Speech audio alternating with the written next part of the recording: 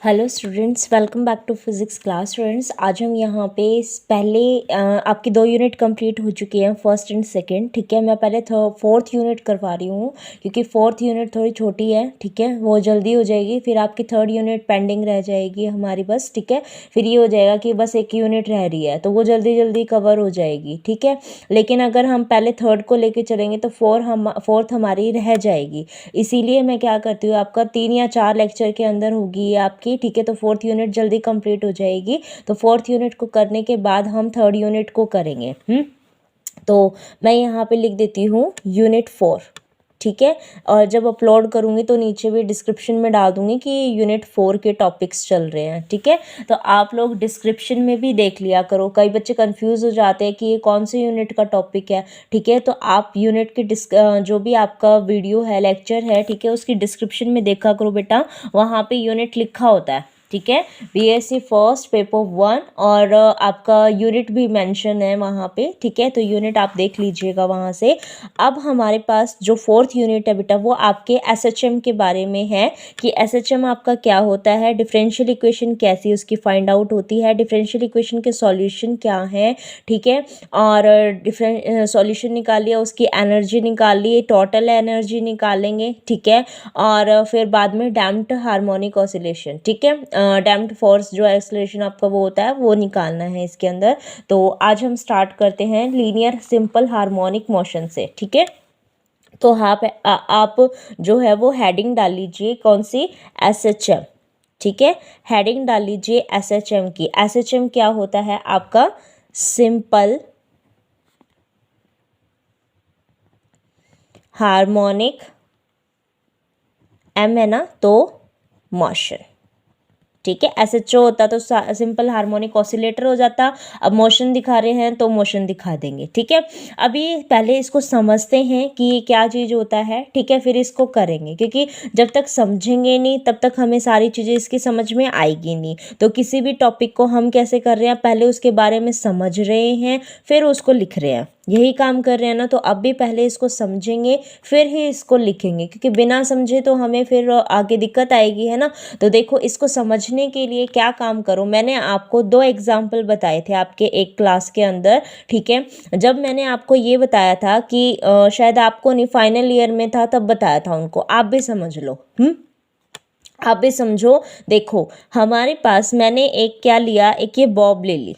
ठीक है, एक ये बॉब ली है मैं अगर इसको यहाँ रख रही हूँ, ठीक है, सपोज कर लिया ये t is equal to 0 time पे, t is equal to 0 time पे x इज इक्वल टू 0 पे है, यानी कि x की कोई पोजीशन नहीं है, ये इसकी मीन पोजीशन हो गई, यहीं पे आके रुकना चाहिए वो। ठीक है, अब ये कह रहा है कि अगर मैंने इसको इतने उससे फोर्स दे के इसको डिस्प्लेस कर दिया, ठीक है, अगर मैंने इसको डिस्प्लेस किया, इसका मतलब मैंने इसको पर्टिकुलर क्या दे दी, हाइट दे दी। ठीक है, अगर मैंने इसको पर्टिकुलर हाइट दे दी यहाँ पे, इसका मतलब क्या हुआ कि यहाँ पे तो इसके पास कोई भी मोशन नहीं थी। ठीक है, और ना कोई हाइट थी। ठीक है, तो ये यहाँ पे जैसे डिस्प्लेस किया तो इसके पास हाइट आ गई, इसका मतलब ये किस में हो गया, आपका पोटेंशियल एनर्जी में कन्वर्ट हो गया।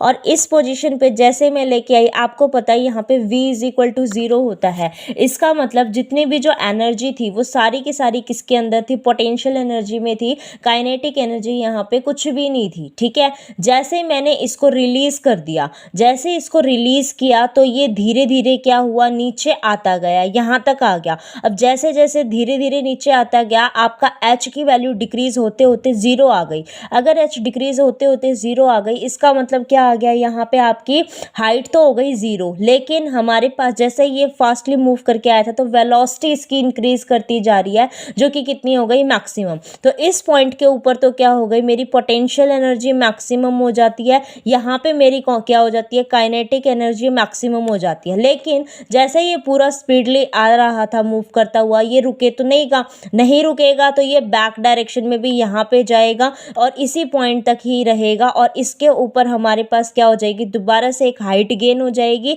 जिसकी वजह से यहाँ पे पोटेंशियल एनर्जी अगेन क्या हो गई, मैक्सिमम हो गई। ठीक है, तो ये हमारे पास क्या दिखाता है, एक हार्मोनिक ऑसिलेशन दिखाता है। ठीक है, 1 डायमेंशन बोल सकते हो। ठीक है, लेकिन अब जो हम कर रहे हैं वन डायमेंशन के अंदर, ठीक है, अब हम क्या कर रहे हैं, लीनियर सिंपल हार्मोनिक मोशन, ठीक है, लीनियर यानी कि एक लाइन में बताओ, ठीक है, एक लाइन के अंदर बता रहे हैं तो उसको भी आप इसी चीज़ से समझ सकते हो। मैंने क्या काम किया, एक वॉल ली, इस वॉल के साथ में स्प्रिंग लगा के एक मैंने बॉक्स लगा दिया यहाँ पे, ठीक है, तो ये मैंने क्या किया, एक बॉक्स लगा दिया। जैसे ही मैंने ये बॉक्स लगाया, इस बॉक्स को मैंने क्या किया बेटा, यहाँ तक डिस्प्लेस कर दिया। इसका मतलब स्प्रिंग क्या हो गया, थोड़ा सा लूज हो गया, और लूज होता होता ये यहाँ तक आ गया, ठीक है, बॉक्स यहाँ तक हो गया और ये स्प्रिंग लूज हो गया। लेकिन हमने जो ये यहाँ से यहाँ तक लेके आने में डिस्प्लेसमेंट की थी वो मैंने लिख दिया कि एक्स हो गया। अब क्योंकि ये स्प्रिंग है, अब सबको पता है कि जो रबर बैंड आप अपने हेयर में लगाते हो कि पहले तो वो उसका साइज इतना होता है, लेकिन जैसे ही बालों के अंदर आप टर्न करके लगाते हो वो थोड़ा सा लूज हो जाता है, ठीक है, लेकिन कई कई इलास्टिक क्या होते हैं, अच्छे होते हैं, तो आप जैसे ही बालों में से निकालते हो, हेयर में से उस रबर बैंड को निकालते हो, दोबारा से उसकी शेप उतनी ही आ जाती है, ठीक है। इसका मतलब क्या हुआ, ये तब तक रहेगा जब तक आप उसकी इलास्टिसिटी लिमिट को क्रॉस नहीं कर देते, है ना। तो हम भी ऐसा ही एक स्प्रिंग लेके चल रहे हैं, तो जब तक हमारे पास ये इसकी डिस्प्लेसमेंट इतनी रहती है, ठीक है, तो ये हमारे पास यहाँ तक आ गया, लेकिन जैसे मैं इसको रिलीज़ करूँगी ये दोबारा से क्या होगा, कंप्रेस होगा इस डायरेक्शन में। अभी तो ये इलोंगेटेड था, अब ये क्या होगा, कंप्रेस होएगा, कंप्रेस होके इस डायरेक्शन में आएगा और दोबारा से फिर कहाँ चला जाएगा, यहाँ आ जाएगा। क्यों आ जाएगा भाई यहाँ पे, यहाँ इसलिए आएगा क्योंकि इस वजह से, क्योंकि ये यहाँ पे अपनी स्पीड को रोक नहीं पाएगा और दोबारा से पीछे आ जाएगा। तो ये यहाँ से यहाँ पे आया, इसको इलोंगेट किया तो ये यहाँ पे अपनी मेन पोजीशन पे आया, लेकिन यहाँ पे इसकी स्पीड जो है वो रुकेगी नहीं, तो इसको यहाँ पे बिल्कुल कंप्रेस कर देगा, फिर दोबारा से ये इलोंगेटेड की तरफ इसकी साइड में आएगा। तो ये जो फोर्स लगा इसके ऊपर जिसकी वजह से ये बैक डायरेक्शन में आया, इस फोर्स को क्या बोलते हैं, रिस्टोरिंग फोर्स बोलते हैं। क्या बोलते हैं इस फोर्स को, रिस्टोरिंग फोर्स बोलते हैं, ठीक है। और अगर हमारे पास जो ये बार बार आपका यहाँ होके टू एंड फ्रो इस तरीके से दिखा रहा है, इसको हम क्या बोलते हैं, पीरियोडिक मोशन भी बोलते हैं। क्या बोलते हैं, पीरियोडिक मोशन बोलते हैं, ठीक है। तो हम पहले तो पीरियोडिक मोशन लिखेंगे, फिर सिंपल हार्मोनिक मोशन के बारे में जो हमने अभी बताया कि ये रिस्टोरिंग फोर्स यहाँ पे आ जाता है, तो ये कैसे आता है, क्या हम इसको चीज़ को लिखते हैं, ये सारी चीज़ें हम यहाँ पे लिखेंगे आज के टॉपिक के अंदर, ठीक है। फिर कल हम करेंगे इसकी डिफरेंशियल इक्वेशन वगैरह, अगर टाइम मिलेगा तो आज ही कर लेंगे। तो चलो यहाँ पे सबसे पहले लिखो पीरियोडिक मोशन। क्या होता है पीरियोडिक मोशन, ये तो समझाने के लिए था। आई थिंक आपको इस चीज़ के बारे में ये तो चीज़ समझ में आ गई, और ये जो टू एंड फ्रो करके बार बार अपने एक मोशन को जो इक्विलिब्रियम के उसमें जा रहा था वो भी चीज़ समझ में आ गया होगा। और एक पर्टिकुलर जैसे आपका सन है, ठीक है, जो आपका अर्थ है वो आपके सन के चारों तरफ, motion of earth around the sun, ये भी क्या है, एक एग्जाम्पल बता रहा है पीरियोडिक मोशन का, ठीक है। और पेंडुलम जो अपना क्लॉक में होता है वो बार बार इस तरीके से रोटेट करता है पीरियोडिक टाइम के अंदर, उसको भी क्या बोलते हैं, पीरियोडिक मोशन ही बोलते हैं। तो आप यहाँ पे लिखो any motion that repeat itself in equal interval of time is called periodic motion, ठीक है। उसको हम क्या बोलते हैं, पीरियोडिक मोशन बोलते हैं। For example motion of earth round the sun, जो मैंने अभी बताया था वही लिखवाऊंगी ना बेटा जो बता रही हूँ, ये तो आप कंफ्यूज हो जाओगे, है ना। और भी जैसे हैंड क्लॉक जो अपनी वॉच होती है उसके अंदर भी बोल सकते हो, या क्लॉक पेंडुलम वाली जो होती है उसके अंदर भी बोल सकते हो। तो दोनों तीनों आप कोई भी एग्जाम्पल लिख सकते हो, ठीक है। Motion of hands of clock, third oscillatory motion, of the pendulum of clock. ठीक है, तो ये हमारे पास हो गया पीरियोडिक मोशन। अब आप ये सोच रहे होगे मैडम टॉपिक तो सारे सिंपल हार्मोनिक मोशन के थे, पीरियोडिक मोशन डेफिनेशन लिखवा दी मैडम ने, तो बेटा ये काम किया है इसलिए लिखवाई है। ठीक है, ऐसे बिना काम का तो हमने कोई भी टॉपिक नहीं किया।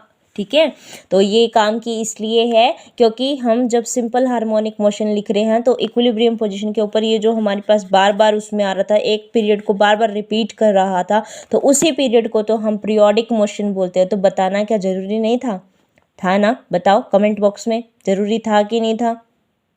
अरे छोड़ो, तुम कहाँ कमेंट करते हो, है ना, कहाँ कमेंट करते हो। चलो हम ही बता देते हैं आगे। Linear simple harmonic motion. अब क्या करना है, लीनियर सिंपल हार्मोनिक मोशन पे आते हैं, यानी कि अपने ये जो मैंने समझाया था इसी टॉपिक के ऊपर। ठीक है, तो अगर इसी टॉपिक के ऊपर अगर मैं समझाऊं तो अगर मैं आपको ये कहूं कि इसके अंदर हमें लिखना है क्या, कि एक मीन पोजीशन के अबाउट जो बार बार इसका रिपीटिशन हो रहा है, इसका मतलब जो हमारे पास ये हमारा पूरा काम मतलब पीरियोडिक मोशन दिखा रहा है, उसी चीज़ को ही हम क्या बोलते हैं, लीनियर हार्मोनिक मोशन बोलते हैं। ठीक है, जिसके अंदर और ये जो हमारे पास यहाँ पे मोशन हमारे पास जो लग रहा है, ठीक है, ये मतलब कोई फोर्स जिसकी वजह से जा रहा है वो किसके इक्वल होगा, उसके जितना हमने डिस्प्लेसमेंट किया उसके डायरेक्टली प्रोपोर्शनल होता है। और जब उसको खोल लेंगे तो वहाँ पे एक रिस्टोरिंग फोर्स कांस्टेंट आता है। ठीक है, तो क्या आपके ये दिमाग से ऊपर गई है बात या समझ में आ गई है? मेरे ख्याल से तो समझ में आ जानी चाहिए कि F is directly proportional to X होता है। अगर इसको खोल लूँ तो माइनस ऑफ KX आएगा, जहाँ पे एक रिस्टोरिंग फोर्स कांस्टेंट अपने पास जो आता है, फोर्स कांस्टेंट वो आ जाता है। और ये नेगेटिव साइन इस वजह से आया क्योंकि ये यहाँ पे आने के बाद इसको जैसे छोड़ती हूँ तो ये बैक यहाँ पे इसको लेके आता है, अपोजिट डायरेक्शन में लेके आता है, इसीलिए नेगेटिव साइन आया। ये ऊपर से गई, लग तो नहीं रहा मुझे ऊपर से जाएगी बात, नहीं गई ना? चलो बढ़िया बात है, नहीं गई तो ठीक है। तो अब इसको लिख लेते हैं। लिखिए, the linear simple harmonic motion is defined as the linear periodic motion of body in which the force is always directed towards the mean position and its magnitude is directly proportional to the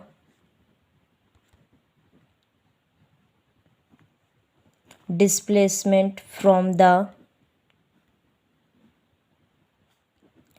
mean position। ठीक है, समझ में आ गया। अब हमें क्या लिखना है, यहाँ जो हमने ये ब्लॉक के बारे में एक गाथा गाई थी उसको लिखना भी है। ठीक है, हम इतना ही कोई छोड़ सकते हैं, हमें इसकी गाथा भी तो लिखनी पड़ेगी। क्या गाथा लिखनी पड़ेगी? गाथा ये लिखनी पड़ेगी कि हमने ये एक लिया हुआ था, ठीक है, इसके ऊपर हमने ये अपना स्प्रिंग लिया हुआ है, ये एक ब्लॉक लिया हुआ है जिसका मास m है। ठीक है, ये हमारे पास हमने क्या किया, इसको थोड़ा सा स्ट्रेच कर दिया। ठीक है, ये स्ट्रेच वाला है, स्ट्रेच अगर हम इसको कर रहे हैं तो हमारे पास जैसे ये स्ट्रेच किया हमने, तो स्ट्रेच करने के बाद ये हमारे पास इस तरीके से हो गया। ठीक है, जिसने क्या किया, जैसे ये हमारे पास है, ठीक है, स्ट्रेच करने के बाद ये हमारे पास कितना हो गया, यहाँ पे इसके अगेंस्ट हमने इसको काम करवाया है। ठीक है, और यहाँ पे हमने डिस्प्लेसमेंट करवा दी कितने की, x की, और यहाँ पे हम करेंगे कि हमने ये क्या लिखा है, स्ट्रेच्ड करवा दिया। ठीक है। और जैसे ही इसको स्ट्रेच करवाया तो आप सबको पता है दोबारा से ये एक बारी तो यहीं आ जाएगा, ठीक है। ये कौन सा हो गया, F इज इक्वल टू 0, यहाँ पे कोई फोर्स नहीं लग रहा, लेकिन आपको ये भी तो पता है कि ये यहाँ पे रुके तो गा नहीं रुकेगा, नहीं रुकेगा तो एकदम से यहाँ पे सारे के सारे आके यहाँ पे आ जाएगा, और ये डायरेक्शन, ये भी डिस्प्लेसमेंट कितनी हो गई, x। तो ये तो स्ट्रेच हो रहा था, ये हमारा रिलैक्स्ड फॉर्म है, और ये हमारे पास कौन सा है, कंप्रेस्ड। समझ में आ गया। और ये जो सरफेस हमने ले रखा था ये फ्रिक्शनलेस सरफेस लिया हुआ है, ठीक है, कि रुकावट ना आए, एकदम स्मूथ करवाता रहे ये सारी चीज़ों को, ठीक है। तो आपने अभी ये सारी चीज़ें जो जो इसके अंदर बताई है वो लिखनी भी पड़ेगी, पेपर में तो लिखनी पड़ेगी भैया, ऐसे कैसे छोड़ के आ जाओगे, है ना। तो अब इसको लिखो, place a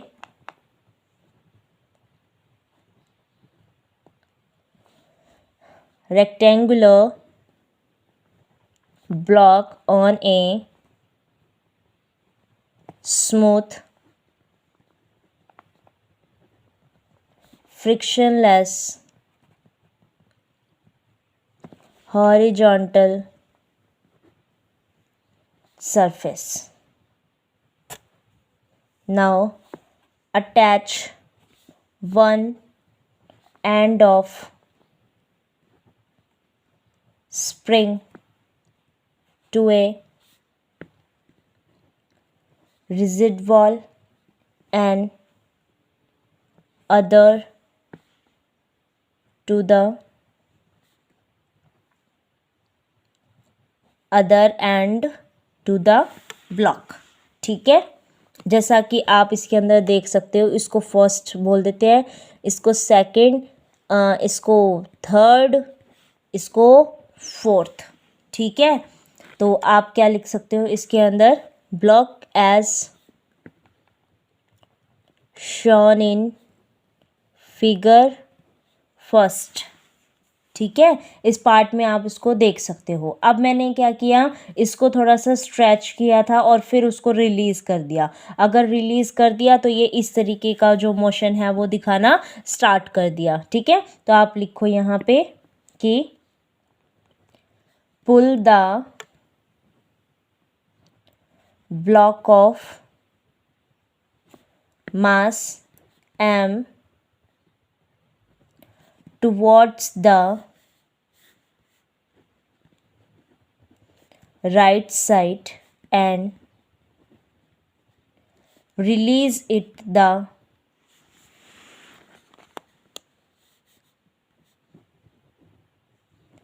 block of mass m, जो ब्लॉक ऑफ मास m है वो will begin its to and fro motion, will begin its to and fro motion on either side of its equilibrium position, ठीक है। then this motion is linear simple harmonic motion, ठीक है बेटा। Paper में simple harmonic motion का यही figure बनेगा। आप ये बॉब वाला मत बना के आ जाना, अगर बॉब वाला बना के आओगे तो वो पेंडुलम में कंसिडर होता है, ठीक है। समझाने के लिए तो मोशन तो उसका भी वही रहेगा जैसा इसका है, क्यों, क्योंकि एक मीन पोजीशन है, वो यहाँ पे आ रहा है तो वो यहाँ पे स्टेबल नहीं रहेगा, तो जाएगा डेफिनेटली जाएगा, ठीक है। लेकिन पेपर में लीनियर हार्मोनिक मोशन पूछा है, लीनियर यानी एक डायरेक्शन में दिखाओ। वहाँ पे जब सिंपल पेंडुलम लेके चल रहे हो, यहाँ की position y coordinate x coordinate दोनों प्लेन, दो कोऑर्डिनेट दिखा रहा है, ठीक है। लेकिन यहाँ पे क्या हो रहा है, आपका एक ही डायरेक्शन में जा रहा है, या तो +x या फिर -x के उसमें। तो ध्यान देना, ये ही लीनियर हार्मोनिक मोशन जो है आपका सिंपल हार्मोनिक मोशन के अंदर बनेगा। समझाने के लिए तो वो भी बता सकते हैं, ठीक है, लेकिन वो सिंपल पेंडुलम में आ जाता है, ठीक है। तो हमारे पास इसके अंदर बता दिया। अब हम क्या बता रहे हैं इसके अंदर, कि अगर ये इधर जा रहा है, ठीक है, तो इसके अंदर क्या आ जाता है, कुछ ना कुछ फोर्स एग्जर्ट हो जाता है। अगर हम एक्स की डिस्प्लेसमेंट करते हैं तो, ठीक है, तो रिस्टोरिंग फोर्स जो है वो हमारे, क्योंकि अपोजिट डायरेक्शन में, तो F is directly proportional to x करके -k का करके आप उसको भी दिखा सकते हो, या जैसे अभी लिख रही हूँ वैसे भी दिखा सकते हो, ठीक है, दोनों में कोई फर्क नहीं है। तो आप यहाँ पे क्या कहोगे, क्योंकि रिस्टोरिंग फोर्स आ रहा है तो आप उसको भी माइनस साइन के साथ बोल सकते हो। तो आप लिखोगे if the block displace towards right from its equilibrium position, force exerted by the spring on the block is directed towards left, ठीक है, on account of its elastic properties,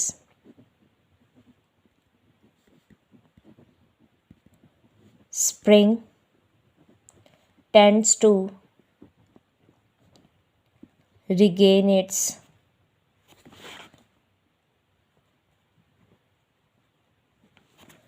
original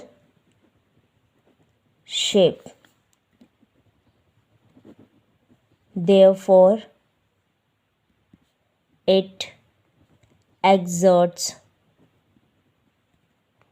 restoring force on the block and hence spring as well as block oscillates, ठीक है, दोनों ही हमारे क्या करते हैं, oscillate करते हैं। तो अगर एक्स का डिस्प्लेसमेंट कर रहे हो, रिस्टोरिंग फोर्स भी आता है, तो जो मैंने इक्वेशन बताई थी, लिख क्यों नहीं देते, लिख दो ना। क्या लिखोगे कि if x is displacement then restoring force F is given by F is directly proportional to -x, ठीक है। F इज इक्वल टू, अगर माइनस साइन हटा दूँ तो K आएगा, where K is force constant, and भाई नेगेटिव तो बताना पड़ेगा, नहीं तो तुम तो कंफ्यूज हो जाओगे, and negative sign indicates that force and displacement are oppositely directed, ठीक है। तो यहाँ पे हमारा सिंपल हार्मोनिक मोशन पूरा कंप्लीट हो गया।